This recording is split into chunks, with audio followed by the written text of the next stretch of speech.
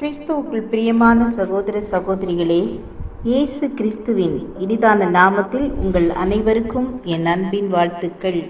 இன்றைய தினம் உங்களுக்காக கொடுக்கப்பட்ட வேத வசனம் ஆதியாகமம் 36ஆம் அதிகாரம் 1ஆம் வசனம். ஏதோமியரின் தகப்பனாகிய ஏசாவின் வம்ச வரலாறு. வரலாற்றில் இடம்பெற்றிருக்கக்கூடிய பல நபர்களுடைய வாழ்க்கையின் வழியாக நாம் நிறைய காரியங்களை கற்றுக்கொள்ளலாம். உலக வரலாற்றை நாம் திரும்பி பார்ப்போமானால் சிலரின் வாழ்க்கை நாம் எப்படி வாழ வேண்டும் என்று நமக்கு கற்றுக் கொடுக்கும். சிலர் வாழ்ந்த தடம் கூட தெரியாமல் காற்றோடு காற்றாக மறைந்து போயிருக்கிறார்கள்.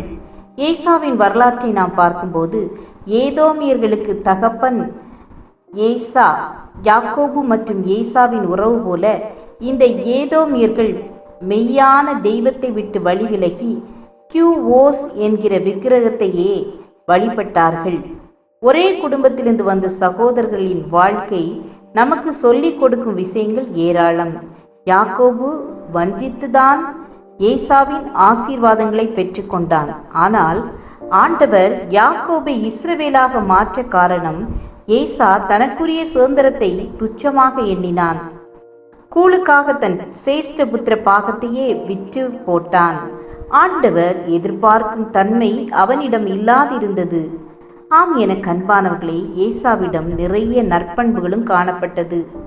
400 பேருடன் யாக்கோபை எதிர்கொண்டு வந்த ஏசா யாக்கோபை கண்டதும் எந்த ஒரு பகை உணர்வின்றி ஓடி வந்து அவனை தழுவி அவன் கழுத்தை கட்டிக்கொண்டு அவனை முத்தம் செய்தான். ஏசா கண்களில் தயை கிடைக்க அநேக வெகுமதிகளை யாக்கோபு அவனுக்கு அனுப்புகிறான். ஆனாலும் ஏசா எனக்கு போதுமானது உண்டு, உன்னுடையது உனக்கு இருக்கட்டும் என்று வாங்க மறுத்தான். ஏசாவை பற்றி இந்த உலகம் அவனுடைய மனம் மாறுதலுக்கு பின் அவன் எப்படி நடந்து கொண்டான் என்பதை பற்றி பேச ஆர்வம் காட்டுவதில்லை. ஏசா கூழுக்காக தன் சேஷ்டபுத்திர பாகத்தை விற்றவன் என்று சொல்வதையே விரும்புகிறது. ஆம் தெய்வ பிள்ளைகளே, நாம் செய்யும் நற்செயல்களை விட நம்முடைய குற்றத்தை பற்றி பேசுவதையே இந்த உலகம் அதிக கவனம் செலுத்தும்.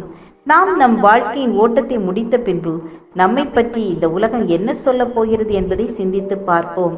ஏசாவை போன்றில்லாமல் ஆண்டவர் நம்மை வைத்திருக்கும் நிலையை, நமக்கு ஆண்டவர் கொடுத்திருக்கிற தகுதியை அலட்சியம் செய்யாமல் இருப்போம். கவனமாக நம் ஓட்டத்தை ஓடுவோம். ஜெபம் செய்வோம்.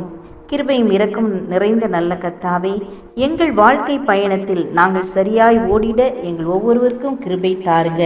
உடைய கிருபை எங்கள் ஒவ்வொருவரையும் சூழ்ந்து கொள்ளட்டும். இயேசுவின் நாமத்தில் பிதாவே, ஆமேன் ஆமேன். God bless you.